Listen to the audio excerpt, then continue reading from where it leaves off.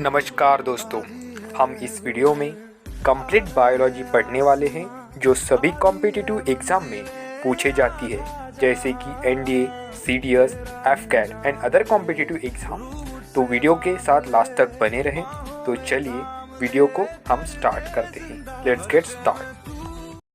तो दोस्तों आज हम देखने वाले हैं जेनेटिक्स। दोस्तों आप सभी को पता है जेनेटिक्स, जीन मतलब क्या होता है। तो दोस्तों जीन मतलब होता है the process of transfer of heredity character from one generation to next generation is called genetics. दोस्तों ऑफस्प्रिंग, पेरेंट्स थ्रू ऑफस्प्रिंग में जो कैरेक्टर्स के चेंजेस होते हैं उसे हम दोस्तों जेनेटिक्स कहते हैं, और जो परमानेंट रहते हैं उसे जेनेटिक और जीन कहते हैं।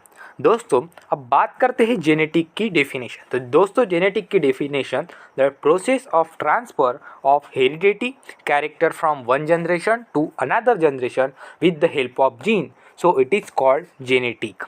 आई होप दोस्तों आप सभी को जेनेटिक की डेफिनेशन समझ गई होगी। तो दोस्तों अब हम बात करते हैं जॉन मेंडल। जॉन मेंडल कौन है? तो दोस्तों John Mendel is known as father of genetics. दोस्तों हम जॉन मेंडल को फादर ऑफ जेनेटिक्स भी कहते हैं, क्योंकि दोस्तों उन्होंने ही जीन का डिस्कवर किया। तो दोस्तों अब उन्होंने कैसा उसका डिस्कवर किया जीन का, वो अब हम देखने वाले। तो चलिए दोस्तों उनके मेंडल के एक्सपेरिमेंट की तरफ। Mendel experiment were based on cross breeding of 2 P plant. दोस्तों जो मटर के पौधे होते हैं उसके ऊपर उन्होंने एक्सपेरिमेंट किया, having contrasting character for same future. दोस्तों सेम फ्यूचर मतलब क्या होता है, जैसे कि मैं आपको बताता हूँ। टॉल मतलब हाइटेड और डॉर्फ मतलब उसका वो कैरेक्टर, वो भी टॉल ही है बट उसका वो डॉर्फ कैरेक्टर है। दोस्तों ऑफ प्लांट और height, of plant of height, दोस्तों यही आपको इस एक्सपेरिमेंट में बताया गया है। तो दोस्तों he extend his work by 2 or 3 pairs of contrasting character called dihybrid and trihybrid cross.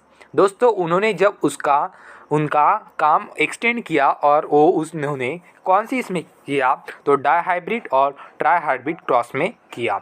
He conclude some result on the basis of his experiment called Mendel law, उसे हम मेंडल लॉ कहते हैं। दोस्तों अब बात करते हैं उनके लॉ कौन से थे। तो दोस्तों उनके law of pair unit, first law है लॉ ऑफ पेयर यूनिट। दोस्तों Mendel propose that when two dissimilar unit factor are present in an individual, only one is able to express, one that express itself is dominant unit factor while other which fall to express is recessive unit factor, for example tallness and dominate over darkness। दोस्तों इसका मतलब क्या होता है, जो paired होती है उसमें एक टॉल और एक डॉर्क, उसे हम लॉ ऑफ पेयर्ड यूनिट कहते हैं। दोस्तों अब बात करते हैं लॉ ऑफ डोमिनेंस। दोस्तों लॉ ऑफ डोमिनेंस मतलब क्या होता है, offspring from cross breed parent only show dominant character in F1 generation. दोस्तों जो ऑफस्प्रिंग को इसमें कैरेक्टर आए हैं वो F1 जनरेशन होती है, और दोस्तों उसे हम लॉ ऑफ डोमिनेंस कहते हैं। अब बात करते हैं दोस्तों लॉ ऑफ सेग्रीगेशन। दोस्तों लॉ ऑफ सेग्रीगेशन मतलब क्या होता है, इन F2 generation both the character which is govern by gene is separate. दोस्तों जो हमारे लॉ ऑफ डोमिनेंस के कैरेक्टर है वही सेम ट्रांसफर होते हैं ऑफस्प्रिंग के इसमें लॉ ऑफ सेग्रेशन, उसे हम दोस्तों लॉ ऑफ सेग्रेशन कहते हैं। दोस्तों अब बात करते हैं लॉ ऑफ इंडिपेंडेंट असॉर्टमेंट। दोस्तों लॉ ऑफ इंडिपेंडेंट असॉर्टेंट मतलब क्या होता है, during dihybrid and trihybrid cross 2 or 3 pair of character were taken.